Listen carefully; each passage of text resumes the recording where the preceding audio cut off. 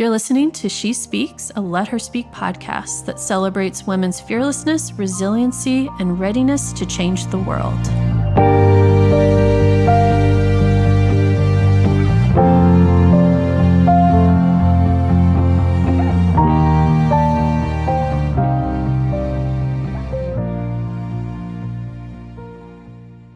Hi, everyone. This is Catherine Porth, founder and chief advocate of Let Her Speak, and the host of the She Speaks podcast. If this is your first episode of the She Speaks podcast, welcome. The interviews you're about to hear with the brilliant Rachel Fletcher was recorded back in 2020 for a project called the She Speaks series, which, if you haven't guessed, I've now converted to this podcast. In this interview, you'll have the opportunity to learn about Rachel's story of how she found herself in the world of upholstery, and it's a fascinating story. 2 years later, I caught up with Rachel to record an update you can listen to in our next episode. And believe me, you're going to want to hear the journey she's been on since the pandemic. But to appreciate how far she's come, we need to first learn where she's been, which is exactly what you'll learn as we travel back to 2020 with Rachel Fletcher, owner of Knoxville Upholstery. Hit record just so I don't forget. Okay, let me fix something here. I did something weird to my thing, and every time I talk, I can see myself, which I don't want. So I'm like, my face. Well, let me change that. Let's see here. Video. Spotlight. There we go. That's so much better. Okay. Yay. So thank you so much for doing this. I'm really excited. So. Oh, good. Well, thank you so much. As somebody who used to work in the furniture world, I absolutely love everything that you do. Thank you. Remind me, what did you do? So I worked for, I don't know if you know, like Han or All Steel. They do commercial furniture. Yeah. So I worked in the commercial furniture world in business development. So I worked on like the projects for designing offices and. Oh, wow. Yeah. Oh, that's cool. Wow. Yeah. So I have a soft spot for furniture. Even before then, I loved furniture, but. Yeah. Well, I mean, it's everywhere. Yeah, exactly. And I think people just don't think about it, even though it's such a part of our lives. Yeah. Yeah. Cool. Well, this is a very casual conversation. I don't know if you've seen any of the ones that I've posted so far, but I have not been able to see them yet. I've been super busy, so I'm sorry. I usually like to try to do. Okay. Not a requirement at all. I'll record an intro later, but I will share the whole video. Sometimes I'll split it up into smaller ones depending on how long we chat for. But it's really just, and I need to remember to look at my camera. About that. But it's really just an opportunity for people to know the real you and who you are, not just the beautiful furniture that you upholster. Awesome. Well, I'm excited. I usually like to try to do like some kind of reconnaissance before I do something like this. I'm like, what am I getting myself into? But I just haven't had time. So be gentle. I will try to, I'll give you some easy questions, but then we'll, usually talk about some just interesting tidbits that goes beyond just this is what your work is, but really about, no, this is why I do what I do. Very cool. The basis of Let Her Speak is to understand that we all came from somewhere, and we all have our own individual struggles, regardless of whether you see it or not. Yes. Ain't that the truth? Well, I will. I'd love to start off with, and I'll let you talk about however you want to talk about this in your own way, but just understanding, where your passion came from and what you love to, what you love most about your life that you've curated. Okay. All right. So just start at any time or? Yeah. Okay. Man, that's an open-ended question. Oh man. So my father was an architect and my mom was a teacher. And so I grew up amongst like Eames chairs and all of those like iconic style like furnishings in my home. And I fell in love with them because I crawled all over them. I drooled all over them when I was a child. And because my dad was an architect, I also fell in love with design and all of those things, because they're all integral. And, for a while when I was younger, I was like, I'm going to be an architect like my dad. And then I realized there was so much math involved and like, I can read a ruler. That's about it. I'm lucky that we've got calculators on our phones because I use them like crazy. But yeah, I grew up kind of, in that environment, fell in love with, chairs and the iconic versions of them. But I went off to college and decided that I wanted to do marketing and PR. That was really, I was going to make a name for myself there. But I moved here into Tennessee back in 2005, I guess it was 2005, 2006 or so, right when the recession was, starting. And there were no jobs for PR or marketing. Like no one was hiring for that stuff at all. So my husband, who is a set designer over at UT, he got me a job as a props assistant in the theater department. And so I was doing that for a while. They gave me the credit card. I'd go and I shop for the shows. And then they started to allow me to mess with the furniture. And so they gave me fabric and they gave me a frame. And, I kind of got some basics from my prop master. But I started to reupholster for all of the shows. And that's what lit back up in me. It's like, oh yeah, furniture. This is what I really like. And so I learned, upholstering all of the chairs and the sofas and the chase lounges for the shows. And then I just decided to open up business back in 2010 or so. And Knox Upholstery was born. So that's the really quick launch there from child to Knox Upholstery, but there you go. You brought up like the Eames chair, which is quintessential mid-century modern. So would you say, do you have like a soft spot for mid-century modern? Oh, yes, I do. Yes, I do. Yeah, I love them. Typically what I find though is that the foam inside is so old that it has turned to like concrete. Mm-hmm. And when you open them up, they just turn into dust. And you've got all this yellow dust foam everywhere. You have to put on a respirator because it's so bad for your health. I mean, it'll give you cancer, this old foam. But yeah, I love the mid-century modern stuff. It's just, it's got a place in my heart. What about it? Because I'm the same way too. Mid-century is my love. But where did that come from, or what is it that you appreciate so much about it? The lines, they're simple and streamlined, and they just look good. They're not always that comfortable, but form over function. That's kind of that's where I'm at. So they just look good. Yeah, I agree. I agree wholeheartedly. So from realizing that you had this ability and it was something that you enjoyed and it just made sense and clicked, what was that journey like in 2010? Because we were still in a recession at the time. Mm-hmm. So things were not easy, I can imagine, to start a business. So what was that process like? So let me back up just a little bit. When I quit the job at UT, or when that job ended, because I was there under under a stipend.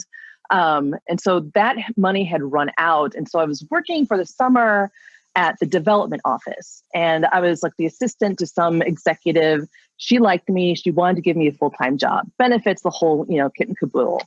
And I was like, I should probably go where the benefits are, go where the money is. And I discussed this with my husband and he said, yeah, this is what you should do.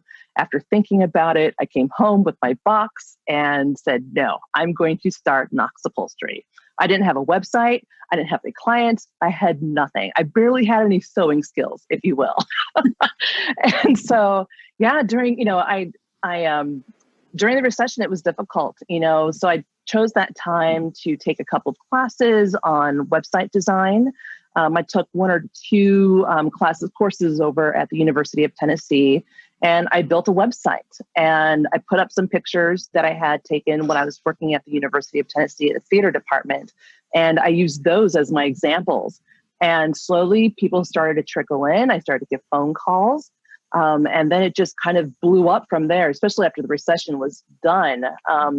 I just kind of started getting on more and more clients and more work, and figured out finally, what I want to work on. Do I really want to fix this futon zipper? Is that my focus? Or is it, a beautiful chair over here, or that Eames chair, or this womb chair? And that's kind of, I made that time to, figure out what it is I wanted to do. Okay.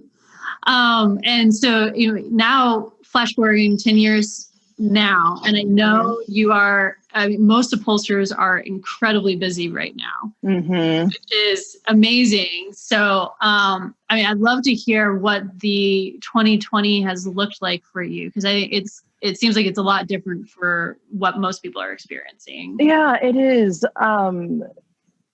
For the past, I would say 5 years or so, I've always had a wait list of about 3 to 6 months. That's about as far as I like to book out. Otherwise, I get really stressed. But yeah, 2020 rolled around, and it was at March 27th or so when it was, declared an emergency. And personally, I just in my emotional health just went off a cliff. And I think a lot of people can identify with that. I was not feeling good about anything, my position in my world, nothing. And of course, the phone also just quit ringing because everyone was feeling that same way. Do I really want to spend money on this chair when maybe I won't have a job in a couple of months? Or are we going to go into a depression, like the 1920s or so? We should really hold on to our cash and use it for food or for veggie gardening like everyone else is doing, So I took that time just to soothe my own soul. I took time off and just kind of shut down business for about a month or so, just kind of, chilled out, and did do some veggie gardening and some baking like everyone else did. I got myself a dog. But yeah, after that, when people realized that this was the new norm and they were at home all the time on their couches, looking at their dining room chairs and their, all their furnishings, they realized that they wanted to make a change.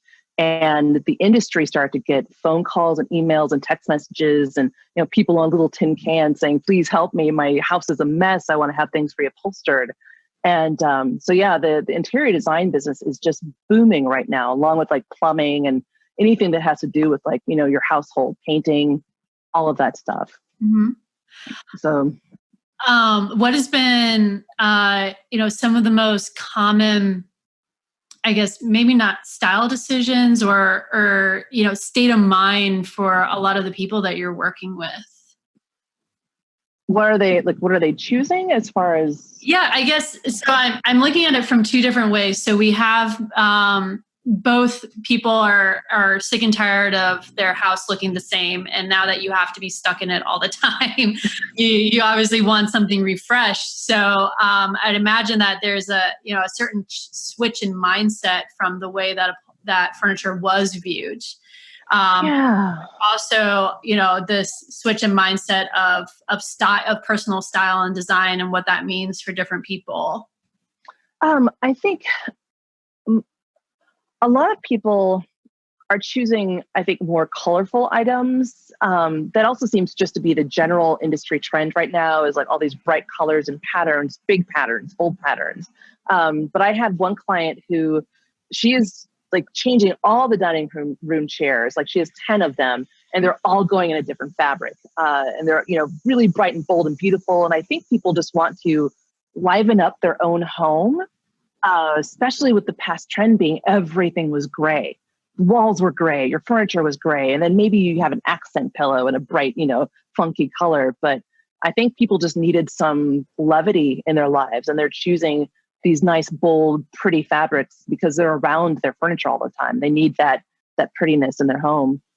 Yeah. Yeah. That I am my wall, this is the only white wall in my entire house, actually. Yeah. Most of my walls are very colorful. Yeah. Good. I totally get that. Yeah. So switching gears a little bit from talking about your industry and your work and everything. I mean, let's talk a little bit more about, about you and personally. I mean, what from an outsider looking in, I mean, most people see the furniture that you do, but what are some perceptions or some things that people don't necessarily see that's a huge part of who you are? So I mentioned that, like, let me get into a hobby. I do veggie gardening, and I've got plants, quite obviously, a ton of them. That's a big thing for me. I collect rare ones, but I don't think a lot of people know that I love to play video games, like the first person shooter. There's something about, at the end of the day, I can go into a lobby and just mow people down with a gun or with a car. It's a stress reliever. So yeah, I like to go online and play video games. Okay. So what are some of my husband's the exact same way. Okay. He plays games every day when he wakes up first thing in the morning, he'll play for a little bit. And then when he gets home, he'll play for a little bit. He's the same way. It stresses me out to play video games, and it's complete opposite for him. So what are some of the ones that for one thing, what are some of the ones that you play? But then also, how did you discover this release?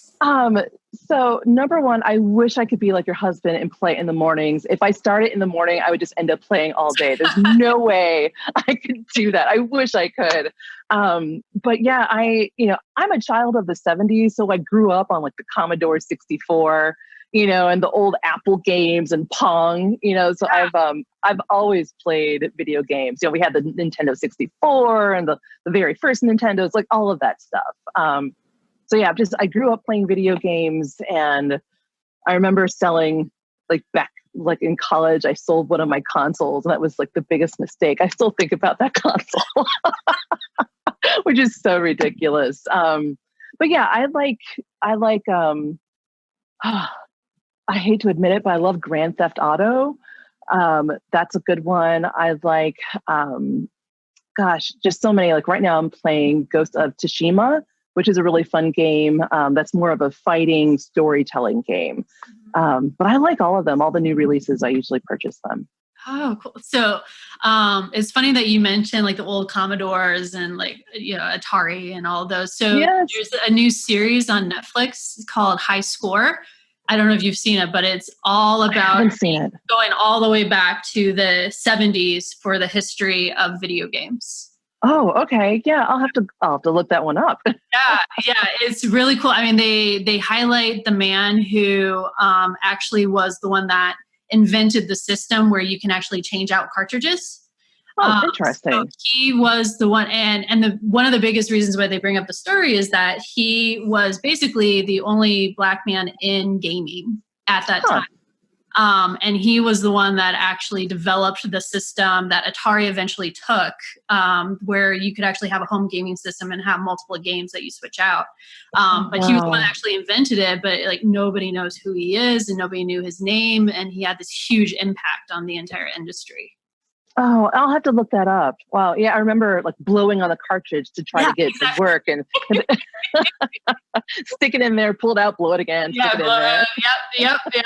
Just 1 second, we'll get this going. Yep. Yeah, well, I love that. I mean, were you one of the only girls that at the time were playing video games, or did you have a lot of girlfriends that played with you?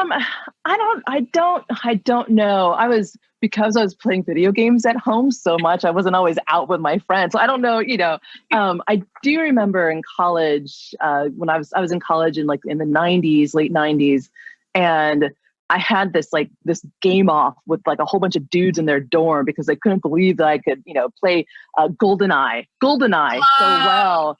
And I beat their butts. And it was just this huge, crazy thing. All the guys were in the gathering area, just yelling on their guys. And yeah, that was a lot of fun. Showed them. Exactly. Exactly. That's awesome. That's classic game. Classic. Yes. The best game, I think, still. So I hope they release a new one.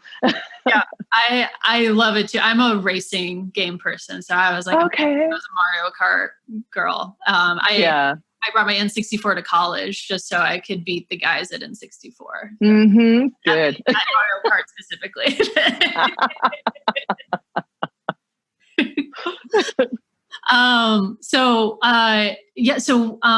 Some other questions then that I have. So going a little deeper, one thing I'm starting to try to ask every woman that I talk to is the question of the legacy that you're trying to leave. So instead of focusing so much on the success of the business or the revenue that you're generating and things like that, thinking more from the significance i.e. the legacy that you're trying to leave. So do you have thoughts on what you hope that's going to be? For me, it's all about keeping things from the landfill as much as possible. Furniture is so disposable these days. People are, they buy it for super cheap at Target. They use it for a couple of years. They put it out on the curb and then someone picks it up and it goes into a landfill. And it takes forever to decay, if it decays, because it's so filled with like plastics and polymers and these things that are not good for the environment. And for me, every piece that I work on, I know I'm giving it at least another lifetime. Maybe they'll pass it down to their kid. Their kid will want it reupholstered. It'll last again. But it has to be like the good frames that are worth it. Of course, your stuff from Target, that's not worth reupholstering. But yeah, it's all about saving the environment, I think. And that sounds so like cliche, but that is what it is. Yeah, and just like I love being able to work on something because I put like literally my blood, my sweat and tears on it, like so much blood sometimes, depending on the needles. But my DNA is all over the Knoxville area. But yeah, it's like working so hard on something. And then the legacy is that it lives in someone's home and they look at it and they read in it and they touch it. And, they're caring for like, maybe a newborn child if it's a glider. Like that feels really good to me. It feels like I'm part of something bigger than just, reupholstering something and getting some money for it. Yeah. Yeah. What has been one of your most favorite pieces, either because of the story or because of the style? That's a hard one. I have so many favorite pieces. List them all. Yeah. I've got clients where I don't want to send a piece back home with them because it would look great in my living room. But I think for me, one of the most like the ones that really hit me in the heart was this woman had started to reupholster her chair and she ended up coming down with an illness and she knew she wasn't going to be able to finish the chair. So she brought the chair to me with all of the fabric and the cushion and everything. And I finished it for her. And she eventually ended up passing and her husband came to pick up the chair.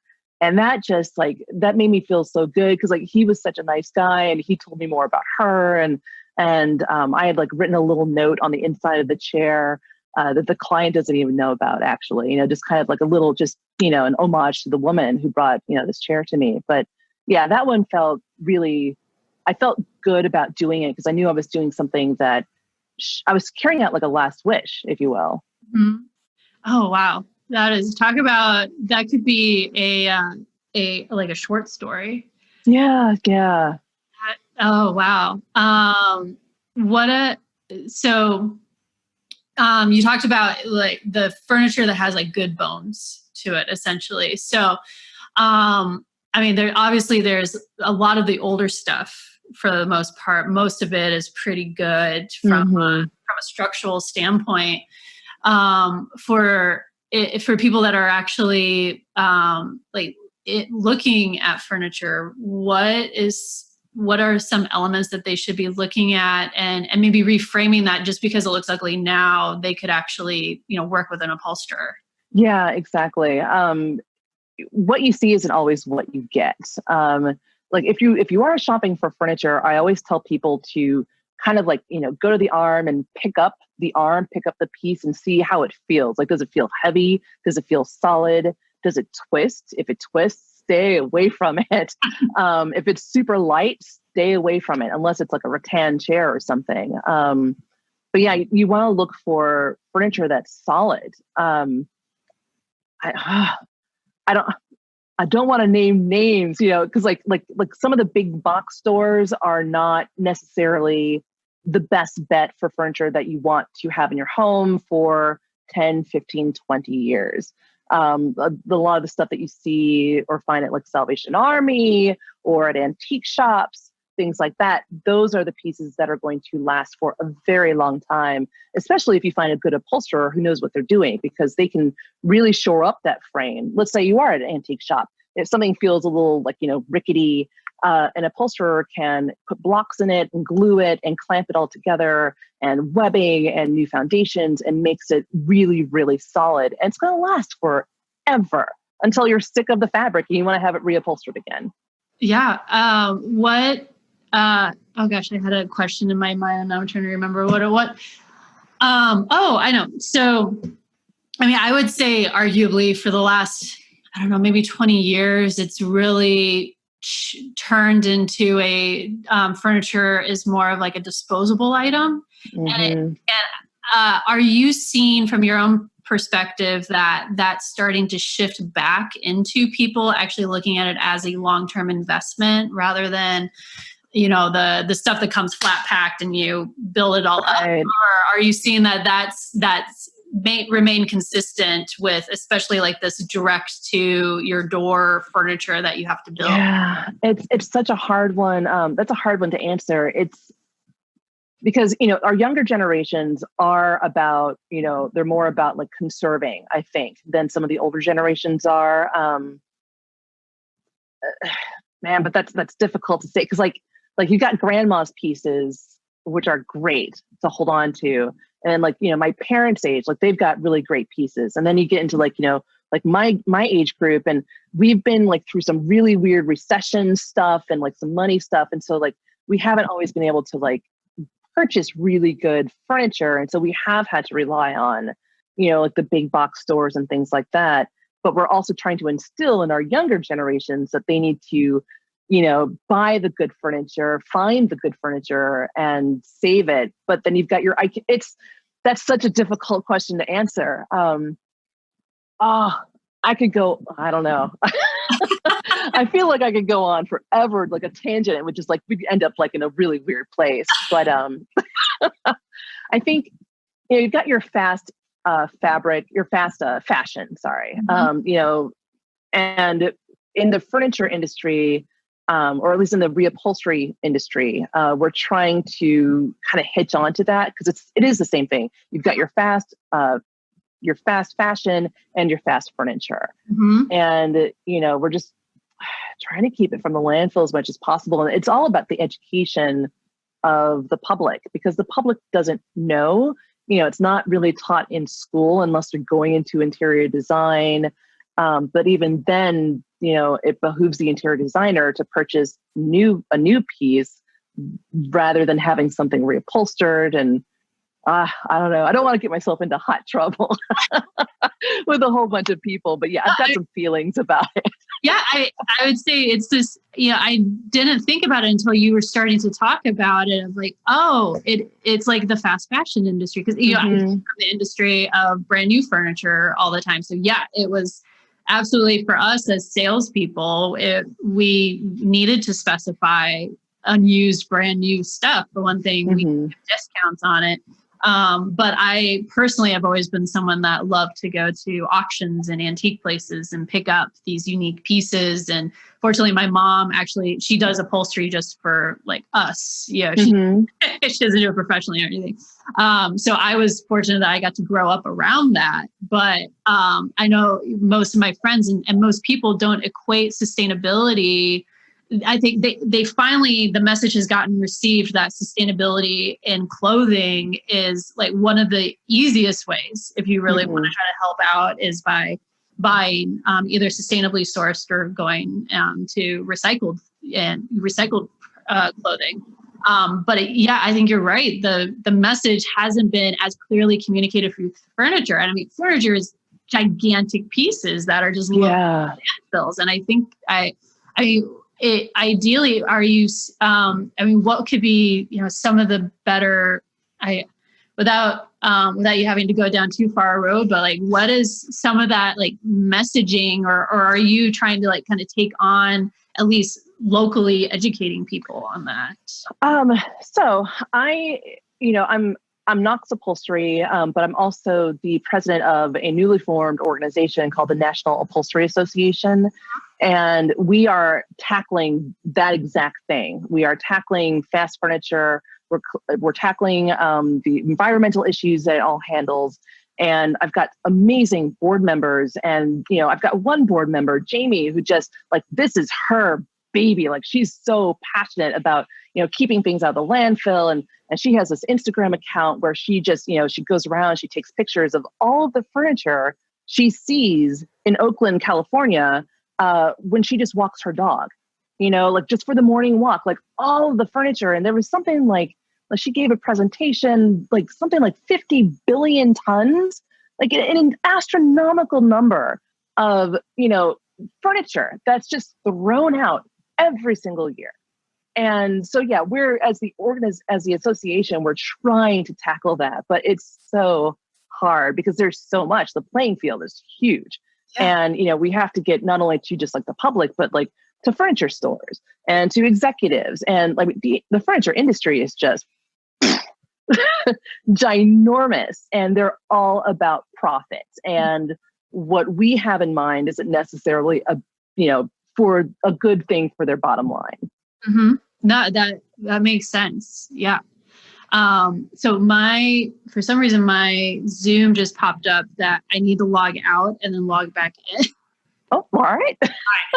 I'm going to disconnect, and then you just use that same link for me to go back in.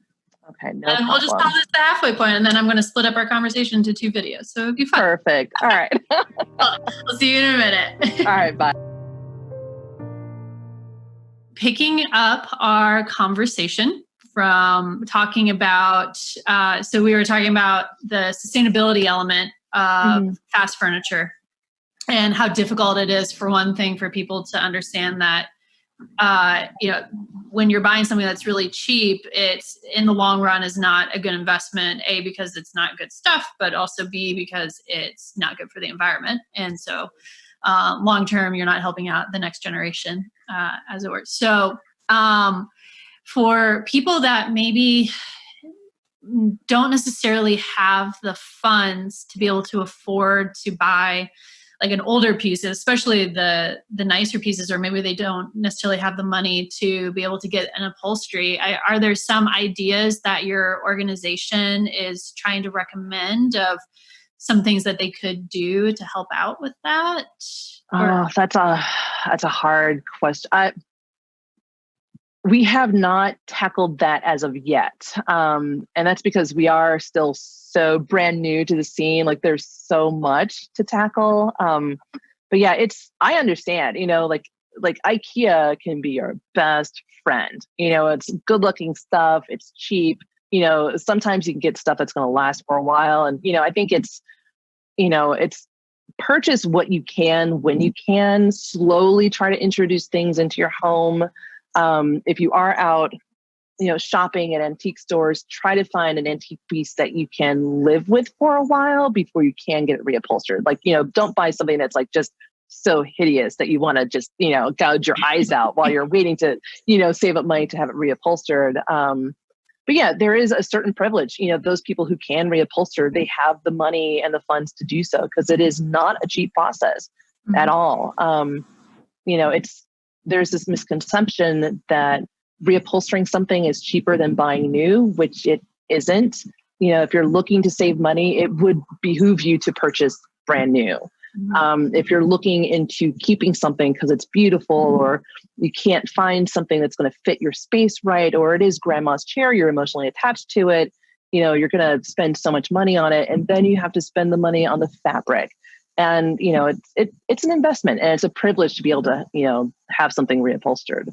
Yeah, that makes, and I know there's, at least for clothing, there's a lot of businesses like ThreadUp that have popped up all around to try to connect more people to sustainable options for clothing. Have you come across any businesses that are trying to do that for furniture? I haven't, but I'm going to put that in the back of my mind, though, as something to look into.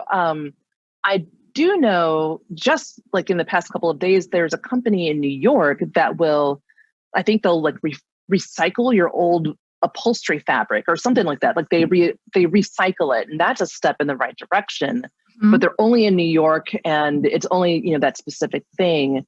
But yeah, I don't know. I would write it down on my phone right now, but I'm gonna think about that. So thank you. No, that just kind of occurred to me too, because I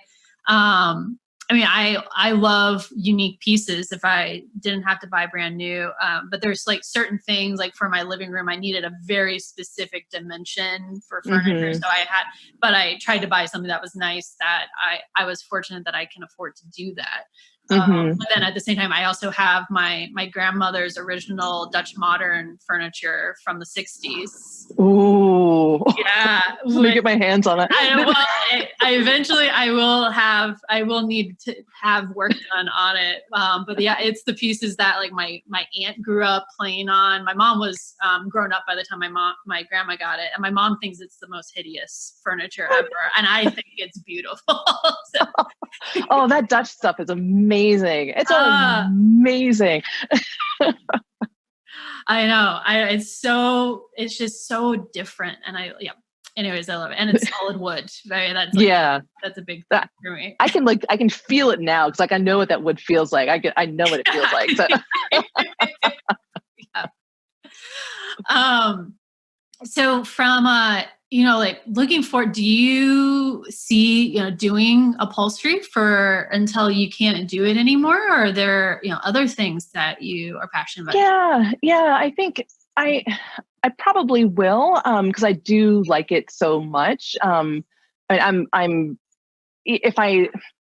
Let's say that arthritis sets in, I just can't do it anymore. I would still do something that's, related to the upholstery field.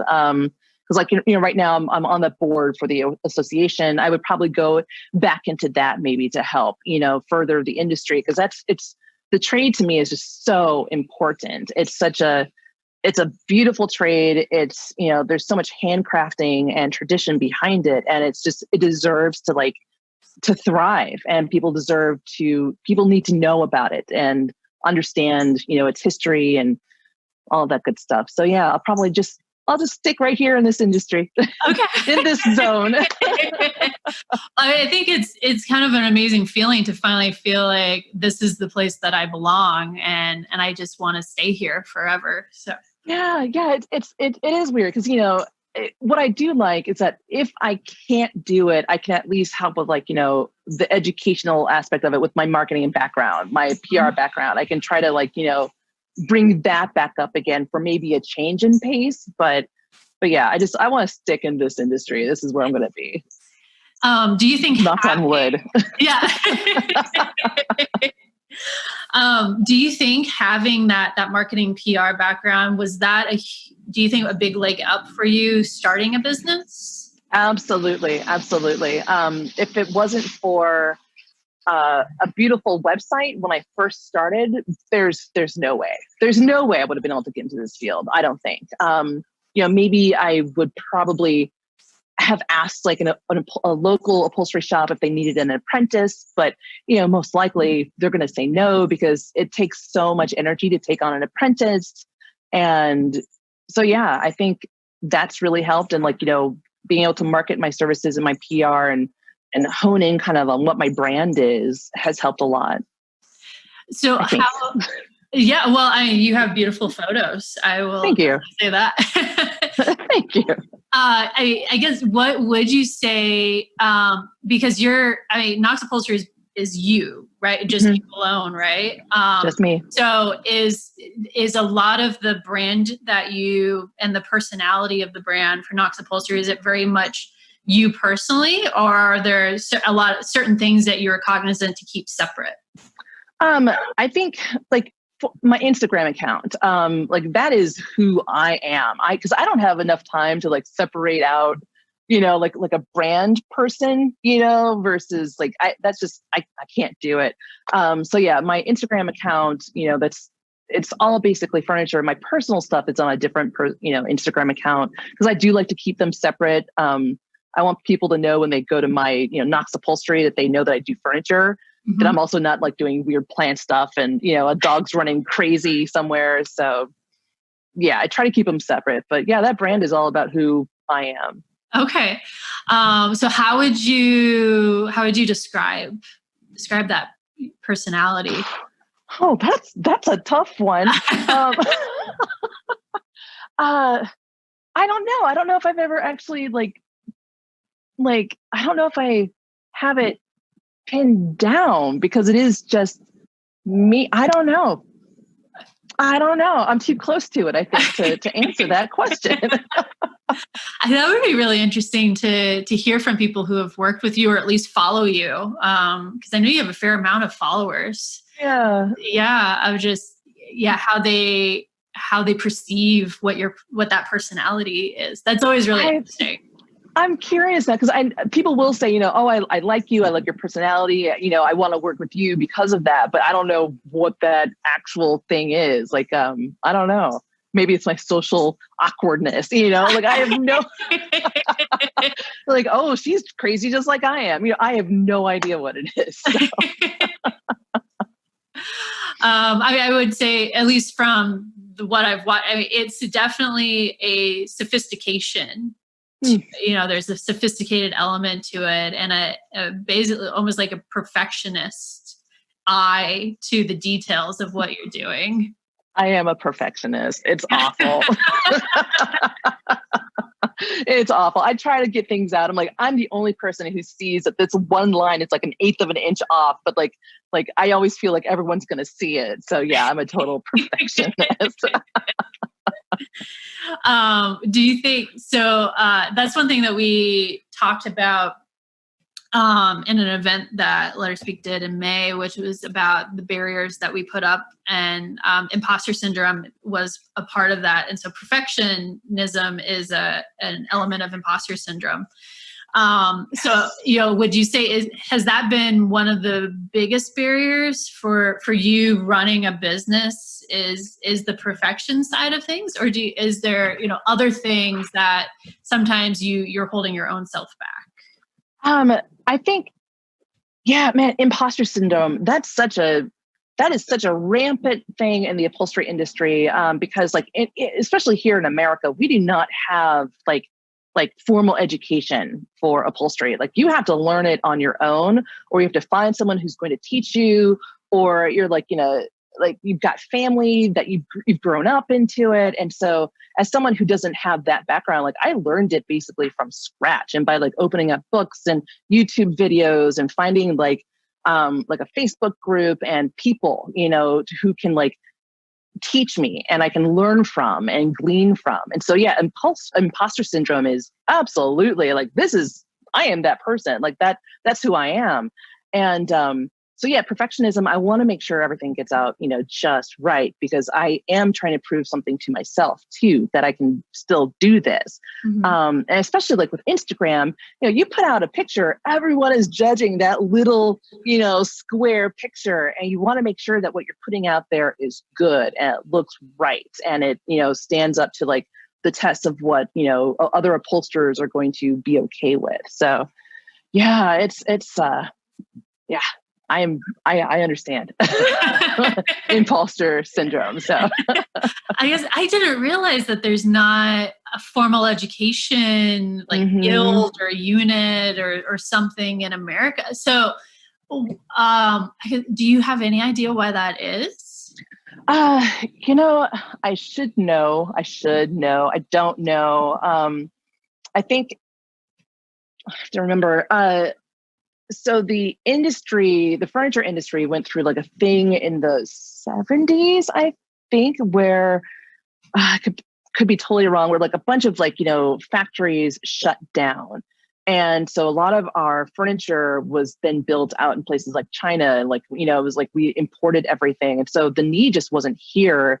We didn't have to have the schools because we were importing everything from everywhere else. The UK, they have guilds. They've got a whole bunch of different organizations where you can go. I think it's called the ASMUF. I can't remember what the word or the letters mean, but you can like go to the school and you've got different levels you can obtain and get, certificates. And we just don't have that here. It's all DIY until you actually become a professional and get paid for it, assuming you're good enough to get paid for it. And yeah, it's a totally different ball of wax between America and the rest of the world. Interesting. So I almost view that as like in the 70s when wine was starting to rise up in California, and they were winemakers were trying to become taken more seriously by the rest of mainly Europe, mainly France, as serious winemakers. And they were always looked down upon, that they didn't know what they were doing because there was formal education in America at the time for winemaking. Is that an issue within the upholstery industry that like Europe really kind of snubs their nose? Oh, absolutely. Absolutely. Okay. And, in some ways, rightfully so, because they do have they've got the framework and they've got the certificates and the processes, and they're honing their skills under other master upholsterers. And it's such a completely different, it's so different. It's amazing. Because I'll put up a post and then someone will say something, not mean, but like I can tell that they're like, why don't you use this technique? It's like, because I'm American and we do things differently here. It's a completely, a different ball of wax. I think I said that already, a different story, whatever it is. Yeah. But yeah. So I can completely understand then how that just feeds the imposter syndrome feeling of everyone in the US. Oh gosh. Exactly. Yeah. Because there's so many different ways to do upholstery. You've got your traditional with horsehair and core, and you've got your modern with foam, and there's just so many different ways to put together a piece of furniture, a chair, and everyone's got their different standards. And even here in America, even though we don't have any schools, you've got other upholsterers who are still, thumbing their nose at you because you didn't do it their way. But there's so many different ways to reupholster a chair. And as long as it's solid, it looks good, it feels good, the client is happy, then it's a good piece of furniture. It's something that, that belongs in their home. Yeah, there's I can go on again for hours and hours. Oh, that's about fascinating. Even the strife within the trade. It's amazing. Okay. Wow. So, I'm sorry. I feel like I'm in a therapy session here. I'm just like, It's okay. That sometimes that's what these turn into. Yeah. That's okay.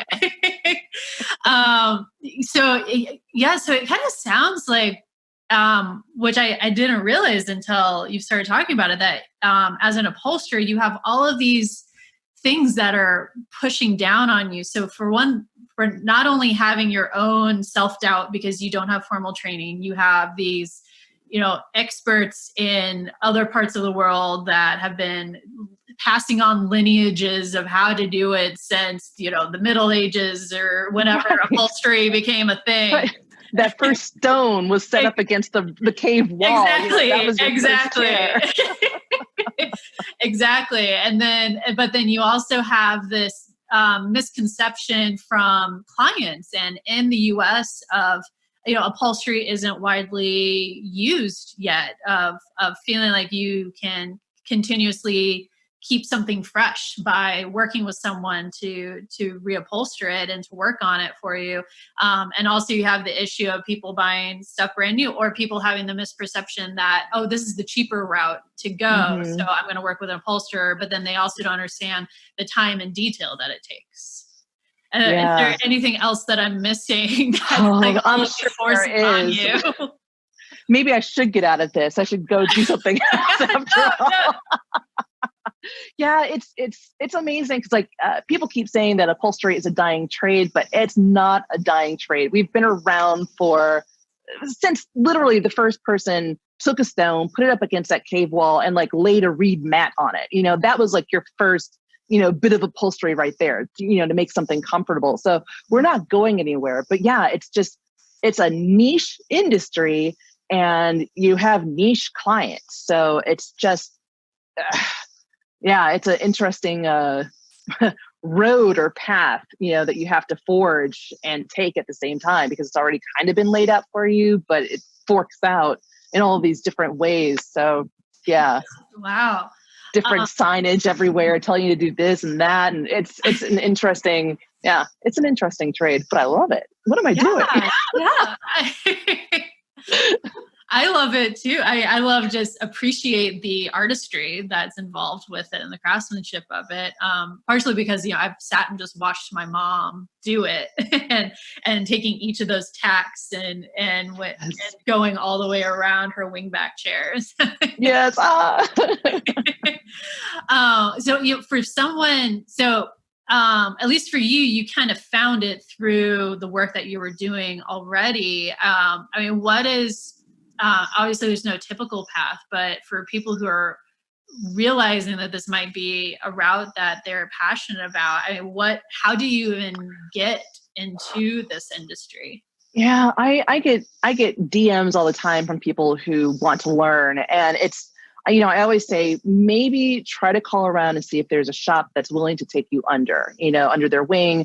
But there's a caveat that, that shop has to be able to spend time with you and, put their workload on the back burner in order to help you with that goal. And a lot of shops just can't do it. Like I can't do it. I'm the only person here. I would love to bring everyone in and just let them sit there and watch me, but then I wouldn't be able to get any work done. I wouldn't be able to pay my bills. And, so it's that, that balance, which, I just can't do it. But I always tell people to go to YouTube, check out places like the Funky Little Chair online or Kim's Upholstery online.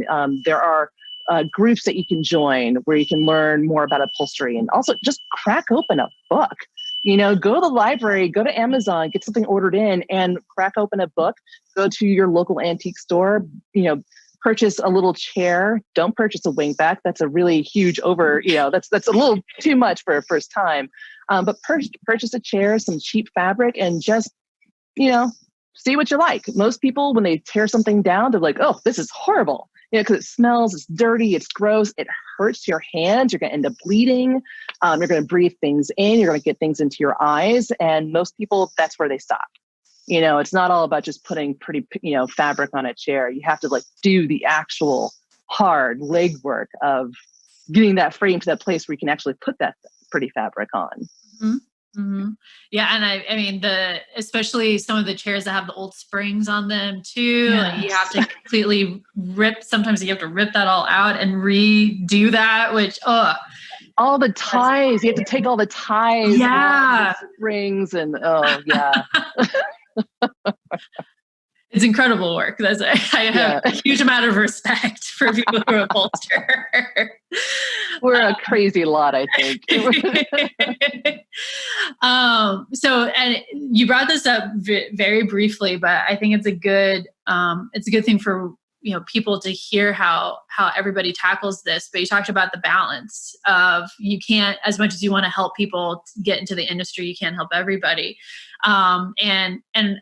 It seems like, so is your shop at your house? Yes. I work out of my home. I do not want a storefront. I think it's amazing for people who do, if that's their thing, that's awesome. I want my commute to be past my kitchen and my dogs. That's it. So how have you worked in that balance for the last decade then of, did you try out a bunch of different ways, or was it just this works for you really well, or what did that look like? Working at home, as far as how does that work? Yeah. Just balancing that your work is always next to you. Oh, well, yeah. So I'm a loner. I always have been. Like, I've always been like, I want to hang out with me, maybe a few other people, and that's it. I'm not a big, huge social butterfly. And so working at home for me is fine. Like this quarantine, not a big deal. I already work from home and I don't need to go out and see a whole bunch of people. That's kind of just the way I live my life as an introvert. So, working at home works really well for me. It can get difficult when your work is always there, but I'm trying to get better at just closing the door and trying not to open it up on the weekends, which I'm failing at currently because I want to get stuff done. But yeah, it took a long time to figure out, what that balance is. Like, your husband, he's able to play video games in the morning. I tried that when I first started. No good. I was playing Sims until like 2 p.m. in the afternoon. It does not work for me. But yeah, it's all about trial and error, I think. And I've had, people here working with me, assistants every once in a while to tear things down, and that's worked out well. I think I still prefer just to work by myself because I can listen to my own music as loudly as I want to. And that's so important to me, to be able to just like do what I want. And also, like, because I do work from home, I don't have to put on a bra every day. It's like, but if I have people coming in or assistants or people who are working with me, I have to like change my own behavior. And I prefer just not to do that. I get that. Yeah. I get that too. As someone who has worked from home for a while, I personally love just being able to do what I want. Yeah. It's probably too much TMI. I'm sorry, everyone. But yeah, it's just, who likes these things? I highly doubt that there's anyone that fully enjoys it. It's more of it's just an active, sometimes necessity. Yes. Certainly not comfort. Like today, makeup and bra. So. Yeah. I'm not going to lie. Sometimes I curse myself for coming up with this idea for interviewing because it's like I didn't think through the fact that I would need to be camera ready. So at the same time, I love talking to people, but I was like, oh shoot, I have to do hair and makeup today. Okay. I didn't even do the hair though. I'm still quarantining, so my hair is just up and hidden. I think you look fabulous. Thank you. No, I actually had to wash my hair and stuff too. Cool. Well, thank you so much for your time. This has been lovely to talk to you. Oh, thank you. Oh, it's been great. Yeah. I could talk very nerdy about mid-century furniture anytime. Yeah. Now that you've heard Rachel's story of where she's been, tune in for our next episode where we catch up with her 2 years later to learn how far she's come.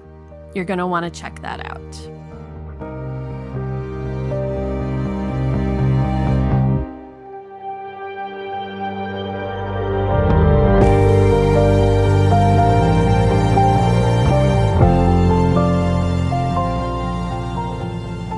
This episode of She Speaks is brought to you by our amazing partners at First Horizon Bank. She Speaks is produced, edited, and scored by the very talented Travis Tench at Oak Hill Audio. If you loved the episode you just heard and want to support Let Her Speak's mission of elevating real women's stories, don't forget to follow, subscribe, and share at Let Her Speak USA.